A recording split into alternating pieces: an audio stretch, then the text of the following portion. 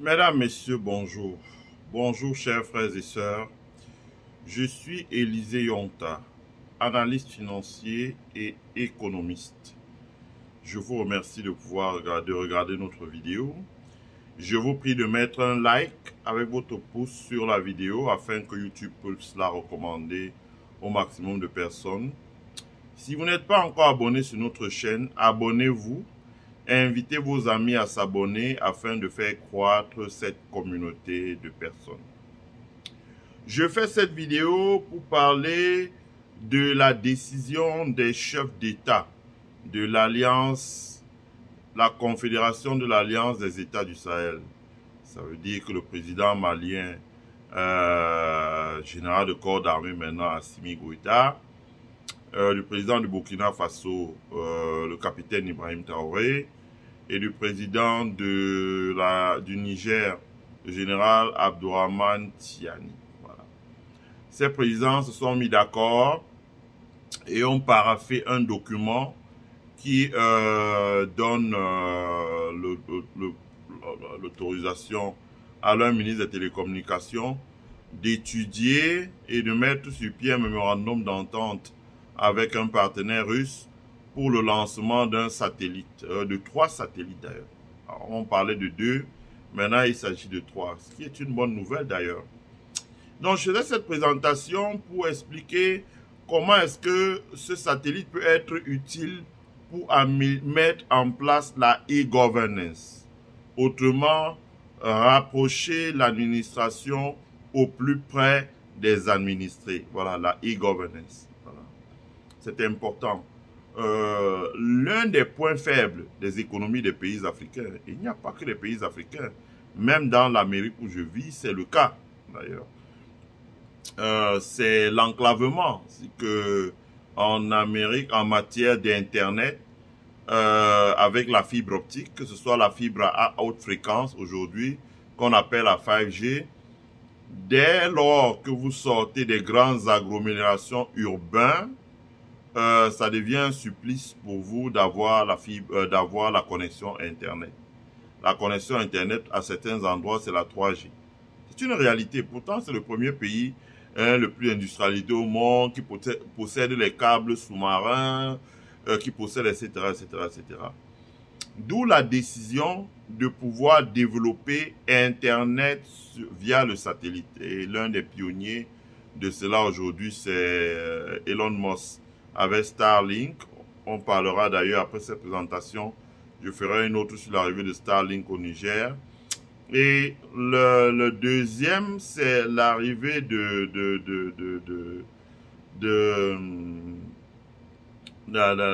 Amazon aussi, qui va arriver dans le domaine de l'Internet par satellite. Donc ça, c'est important, il faut le mentionner.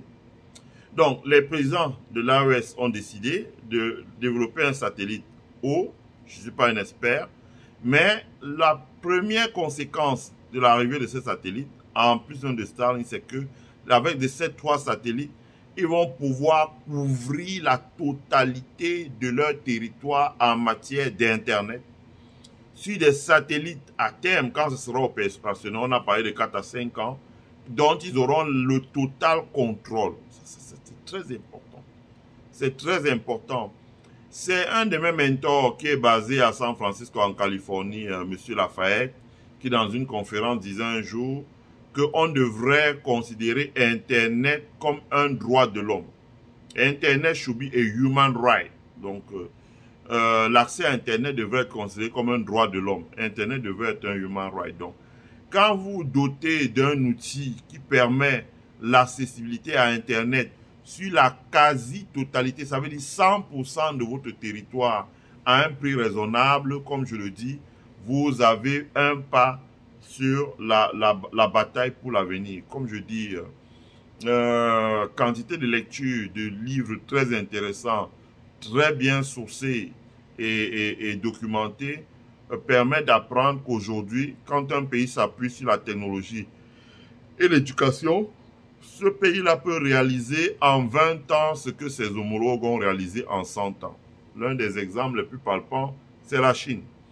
Là où l'Occident a mis 2 siècles pour réaliser quelque chose, il a fallu 30 à 40 ans à la Chine pour réaliser. Si vous divisez 2 siècles, vous prenez en proportion 40 ans sur 200 ans, vous voyez bien que vous êtes à 20%, donc 20 ans. C'est ce que je suis en train d'expliquer. Donc, les pays de l'AES vont développer leur satellite qui va permettre d'avoir une couverture Internet qui couvre la totalité du territoire de l'AES en matière de fourniture ou d'accès à Internet. Ça, c'est très important. Alors, la conséquence de ça, ce sera de rapprocher l'administration des administrés. Rapprocher l'administration des administrés. Rapprocher l'administration des administrés. Je répète encore, rapprocher l'administration des administrés. Si vous ne rapprochez pas l'administration des administrés, ça va être quelque chose d'assez difficile. Donc, vous aurez du mal à y parvenir. Donc, les pays de la Confédération de l'Alliance des États du Sahel peuvent rapprocher l'administration dans quel cadre? Vous savez, chers frères, l'un des points faibles, quand on étudie vraiment l'économie des pays africains, le premier point faible des économies africaines, c'est la faible productivité des administrations. Le faible rendement des administrations, c'est le point faible. Dans cette Amérique-là, Bill Clinton, quand il a été président en 8 ans, avec son vice-président Al Gore, ils ont modernisé l'administration en mettant en place ce qu'on a appelé la e-governance. Donc, 8 ans. Pendant 8 ans, ils n'ont fait que ça. Et la conséquence, c'est que ça a procuré une croissance économique exceptionnelle en Amérique qui a duré 2 décennies, donc 20 ans. C'est pour ça que les Américains n'oublient pas vraiment Bill Clinton. Les Américains pensent toujours à lui et il est toujours dans leur esprit. Ça veut dire que quand il a modernisé l'administration en accélérant le développement de Internet et en mettant en place la e-governance, ça a généré, puisque ça a rapproché l'administration des administrés, ça a généré un boom économique, augmentation des recettes fiscales pour l'État fédéral, pour les collectivités locales, le gouverneur, les États fédérés, les collectivités comme les counties, qu'on peut appeler les départements dans notre pays, les communes, les agences fédérales, l'efficience, par exemple. Quand vous vivez aux États-Unis, si vous avez à traiter avec l'administration fiscale, vous ne connaissez même pas où le bâtiment se situe. Vous avez un compte, donc vous allez sur le site de l'administration fiscale, vous rentrez l'information, tout ce que vous avez déjà fait avec eux apparaît. Donc vous pouvez voir. Idem pour les autres départements, l'agriculture, l'eau, l'énergie, etc., etc., etc. Donc, rapprocher l'administration des administrés. C'est important. Donc, la e-governance, c'est d'abord déployer l'administration partout sur le territoire, ce qui n'est pas le cas aujourd'hui dans les pays africains. Quand vous voyez bien ce qui arrive surtout dans l'AES avec l'insécurité, ça veut dire que l'État était centralisé dans les capitales, Ouagadougou, Niamey, Bamako, et dans quelques chefs-lieux de région. Mais l'État n'était pas déployé vraiment partout.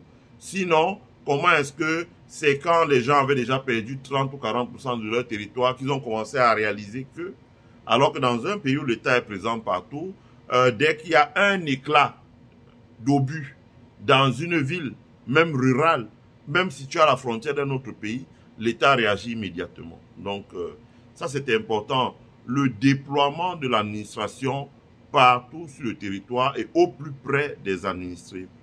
Pourquoi? Parce que nos pays sont enclavés. Donc, quand les États sont enclavés, c'est souvent difficile. On le voit. Je connais peut-être pas l'AES, donc je ne vais pas me lancer vite, mais c'est à peu près la même chose que dans la partie septentrionale du pays. Dans la partie septentrionale du pays, nous avons suivi l'archevêque. C'est un homme d'église qui parlait la main sur le cœur dans la partie septentrionale du pays. Il disait, voilà, nous les enfants là-bas, ils ne font pas le premier trimestre, ils font le deuxième. Ils attendent qu'on récolte le mil et après avoir récolté le mil, avec les tiges, on traite les salles de classe et c'est là qu'ils peuvent aller à l'école. Ils font 2 trimestres et quand ils commencent, un trimestre et demi même, parce que quand il commence déjà à pleuvoir, ces tiges de mil là ne sont plus efficaces et ils désertent les salles de classe. Donc, la e-governance permet d'abord de rapprocher l'administration. Ça veut dire les commissariats de police, les brigades de gendarmerie pour la sécurité. L'AES est actuellement en proie à des problèmes de sécurité. La délivrance des pièces d'identité, l'acte de naissance pour que les enfants puissent aller à l'école. C'est un scandale. Dans des pays, je suis Camerounais, ça continue à se faire dans mon pays. Les enfants grandissent jusqu'à 15 ans, ils n'ont pas d'acte de naissance. Et pour savoir quel âge ils ont, on continue à leur faire mettre la main comme ça derrière et on fait une estimation de l'âge et pour leur établir une pièce d'identité qui ne reflète pas leur âge réel. L'acte de naissance, l'acte de mariage, voilà, pour sauvegarder les droits des femmes et des conjoints dans les mariages. L'acte de décès, pour sauvegarder les droits des descendants, des ayants droit, au cas où les personnes disparaissent. Ça, c'est important. La carte nationale d'identité pour l'identification. Si vous arrive quelque chose, vous tombez quelque part, comme il y a eu l'éboulement dans la falaise là, comment vous identifiez si vous n'avez pas une pièce d'identité sur vous? Le passeport, dans un monde aujourd'hui où il y a la mondialisation, les gens sont en mouvement, ce qu'on appelle la mobilité. Les gens peuvent vivre au Burkina et trouver un travail à Dubaï. Après avoir travaillé à Dubaï, ils peuvent trouver un autre travail en Afrique du Sud. Il faut se mouvoir, donc il faut des pièces comme des passeports, il faut les produire. Donc quand vous êtes dans un pays où l'État n'est pas présent partout, où il n'y a pas la mobilité, les enfants ne peuvent pas avoir les actes de naissance. Prenez, je suis Camerounais, dans la partie septentrionale du Cameroun, il y a près de 3 millions d'enfants qui n'ont pas de pièces d'identité, qui n'ont pas d'acte de naissance. Qui n'ont pas d'acte de naissance. Donc c'est comme courir le 100 mètres avec 2 béquilles. Donc ils sont déjà désavantagés énormément par rapport aux autres, parce qu'il y a l'enclavement. Or, avec la connexion Internet partout sur le territoire, l'administration peut se mouvoir partout sur le territoire et utiliser la digitalisation pour pouvoir imprimer les pièces d'identité. L'administration fiscale peut se mouvoir partout sur le territoire pour étendre l'assiette. L'assiette, ça veut dire que les gens peuvent payer 1000 francs, 2000. Mais quand 1, 2, 3, 10 millions payent peut-être 25 000 francs d'impôts, vous voyez bien que ça peut faire 250 milliards. C'est beaucoup. 250 milliards à collecter, ça peut permettre de construire des écoles, construire des dispensaires dans les zones rurales, bitumer des routes pour désenclaver ces zones rurales-là. C'est de ça qu'il s'agit. L'État peut trouver un modus operandi pour pouvoir faire que chacun, comme on dit, paie, il se fait cher. Ça veut dire que paie sa part. L'État peut créer des programmes sociaux pour aider les personnes qui vivent en zone rurale. On voit ça aux États-Unis. Les gens ont des cartes qu'on appelle Perks Card. Ça veut dire les gens qui vivent très loin en zone rurale. Qu'on appelle des fouches tam. Donc on met l'argent dans ces cartes-là et voilà, et ils payent. Et par exemple, pour nous autres qui payons des impôts et à des montants assez importants, il y a ce qu'on appelle tax return. C'est une quantité de l'argent que l'État vous donne quand vous avez ce qu'on appelle des deductions. Aujourd'hui, aux États-Unis, quand vous finissez de faire votre déclaration avec votre fiscaliste en ligne, le tax return, on vous demande de vous donner, de donner le numéro de votre carte de débit. L'argent arrive dans votre carte de débit. Et comme la carte de débit est connectée à votre compte bancaire, vous pouvez aller à votre banque ou appeler votre banquier et transférer l'argent du débit, il met dans votre compte. Vous voyez, vous n'avez plus besoin de vous déplacer. Vous ne connaissez pas qui fait ça, mais vous avez le service public. Donc, ça c'est, je peux développer comme ça, je peux développer comment ça se passe dans l'agriculture, comment ça se passe dans l'élevage, comment l'État collecte les données et comment l'État peut réaliser des économies d'échelle. C'est-à-dire que l'État, par exemple, des départements, comme on dit ici là, l'Amérique dit law enforcement, ça veut dire la police, la gendarmerie, la justice, l'administration pénitentiaire. Par exemple, dans un village, l'État peut les regrouper tous ensemble parce qu'il leur donne un terminal, un code, etc. Ils occupent un même bâtiment et ils peuvent même travailler en se chevauchant. Ça veut dire que s'il y a 6 départements là-dedans, 2 travaillent un jour, 2 travaillent un autre, 2. Donc ça veut dire que chaque administration travaille 3 jours par semaine et c'est ouvert à peu près 3 jours par semaine ou même un jour par semaine vaut mieux que rien. En zone rurale, la pression n'est pas si importante. Donc chaque administration peut travailler un jour par semaine. Donc elle se chevauche. La police peut travailler un jour ou 2, la gendarmerie travaille un jour ou 2, la justice travaille un jour, l'administration pénitentiaire travaille un jour. C'est le law enforcement, voilà. Donc de façon à ce que les gens, dans quelques unités administratives où ils sont, ça peut être des communes rurales, ça peut être des départements ruraux, ça peut être des arrondissements ruraux, qu'ils aient accès aux services de l'État. Et c'est à partir de là que l'État peut confectionner des statistiques qui sont meilleures. L'État peut faire une planification une politique d'aménagement du territoire avec la e-governance. L'exemple, c'est le Rwanda. L'exemple, c'est la Tanzanie. Ces deux pays ont fait un grand bond en avant à partir du moment où ils ont mis en place la e-governance. Voilà. Par exemple, on voit dans nos pays les policiers qui sifflent les gens, retiennent les dossiers sans raison, ou font perdre 4 heures en route avec les dossiers dans leur poche, prennent de l'argent, etc. Avec la e-governance, vous voyez par exemple au Rwanda, ça ne se fait pas. Parce qu'avec la e-governance, les policiers sont équipés, tout ce qu'ils font en route, il y a une caméra, un micro qui enregistre tout ce qu'ils font. Quand vous arrivez s'il y a un problème, ils vous verbalisent, ils donnent une amende. Si vous pensez que c'est juste, vous payez. Si vous pensez que ce n'est pas juste, vous allez au tribunal, le juge dismiss le case. À partir de ce moment, ça réduit la corruption. Et si les gens devaient payer les infractions, les montants des infractions, ça augmente les recettes de l'État. Ça peut être les recettes de la collectivité locale, ça peut être les recettes d'une agence nationale, etc., etc., etc.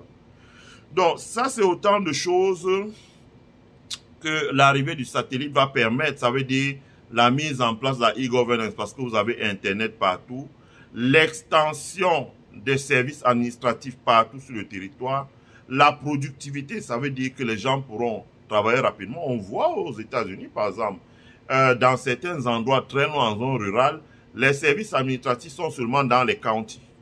Mais les villes, dans la bibliothèque municipale, par exemple, ou dans un petit bâtiment, aménagent un endroit où on met Internet, où les gens peuvent venir faire tous leurs services en ligne gratuitement là-bas, avoir accès à Internet. Ça soulage énormément l'administration. Ça veut dire que si un enfant vient de naître dans un petit village, on peut faire son acte de la déclaration de son acte de naissance dans le petit village et aller retirer à 10 km plus loin, par exemple, à la sous-préfecture, par exemple. Si quelqu'un décède, on peut faire son acte de décès, par exemple.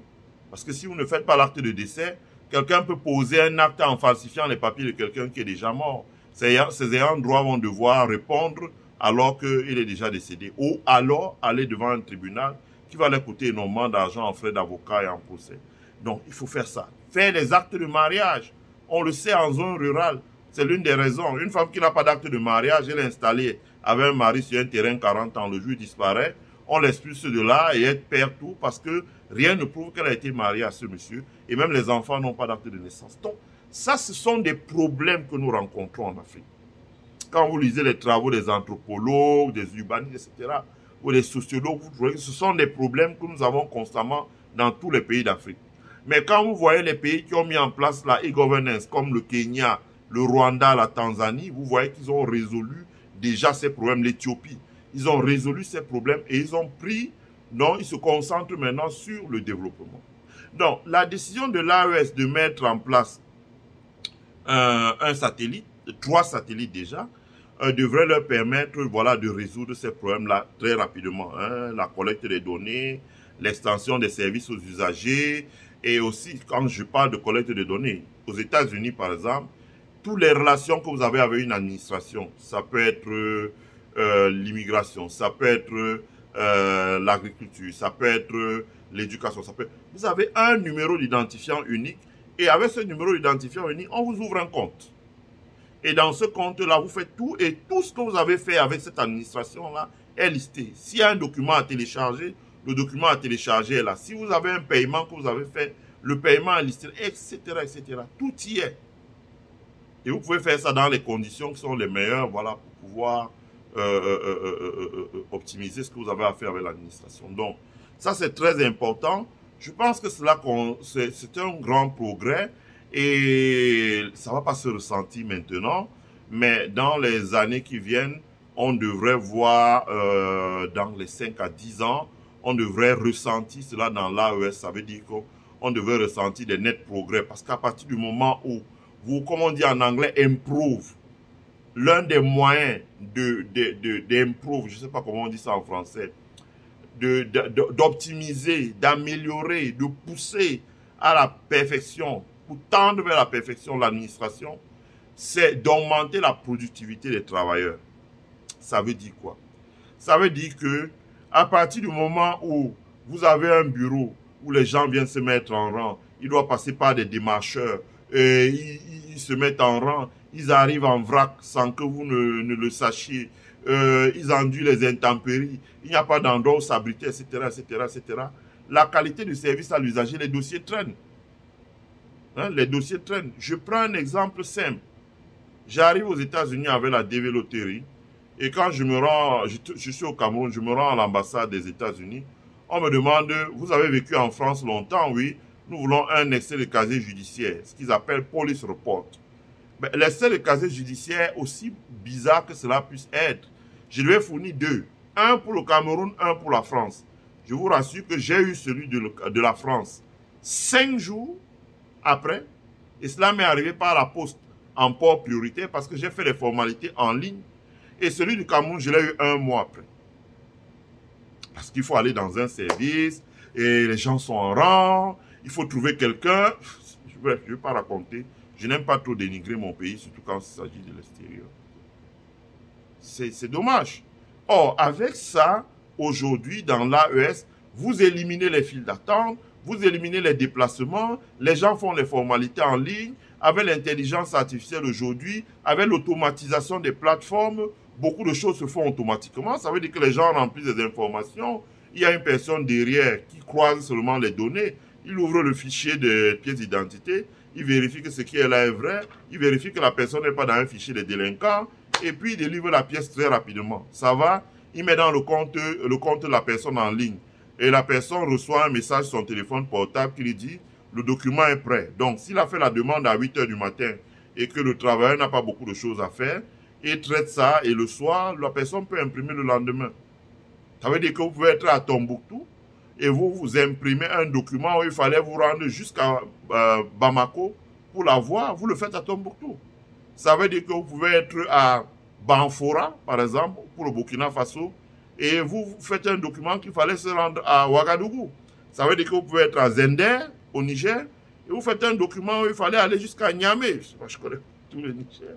Voilà, donc, c'est de ça qu'il s'agit en fait. Et comme je dis, ça va permettre aux États de l'AES de gagner en temps. Hein. Je précise ici là que, parce que les gens me disent, mais alors pourquoi tu soutiens l'AES? Ce sont les militaires, c'est pas la démocratie, etc., etc. Je réponds que nous soutenons les gens qui travaillent bien aussi longtemps qu'ils travaillent bien. Parce que le jour où ils vont plus travailler bien, il y aura deux choses. Soit on va plus rien dire, on va les oublier, soit on va...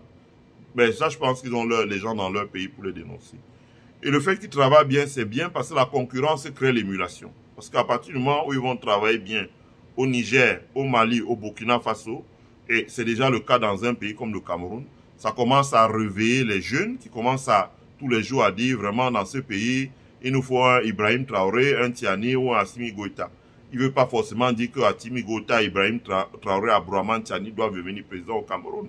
Mais ce qu'il veut dire, c'est qu'il faudrait quelqu'un qui prenne des décisions de manière ferme comme eux, dans l'intérêt supérieur des habitants du pays, dans l'intérêt supérieur des personnes qui dirigent. C'est de ça qu'il s'agit. Ça peut être des décisions sécuritaires, ça peut être des décisions comme l'enceinte satellite. Je vous dis que le premier point faible de l'économie africaine, ce n'est pas les affaires de faire les lois pour lutter contre la corruption, c'est d'abord la modernisation de l'administration, avec mettant en place la e-governance. Quand vous mettez en place la e-governance, vous gagnez 80 ans sur 100. Vous éliminez, vous envoyez à la poubelle 80 ans. Ce que vous aurez passé 80 ans à faire, ça va à la poubelle. Vous faites ça en 20 ans. Voilà. Et vous générez la croissance économique. Il faudrait 1 heure pour pouvoir parler de ça. Je n'ai pas tout ce temps-là. Aujourd'hui, en tout cas. Voilà, il faudrait près d'1 heure. Ceux qui veulent peuvent aller regarder sur le site du Census Bureau. Bill Clinton, président aux États-Unis, a réalisé, de National Bureau of Economics, Bill Clinton, président aux États-Unis, a réalisé un cycle, de laisser à l'Amérique un cycle de 20 ans de prospérité économique. C'est-à-dire qu'après le départ de Bill Clinton, on a toujours eu près de 12 ans de prospérité économique dans plusieurs secteurs. Parce qu'il a réussi à moderniser l'administration. Voilà, ça c'est très important. Je remercie tous ceux qui ont regardé la vidéo. Je vous prie de vous abonner. Je vous prie d'inviter vos amis à s'abonner sur notre chaîne. Mettez un like, partagez la vidéo et je vous souhaite le meilleur. Et prenez soin de vous. Bye.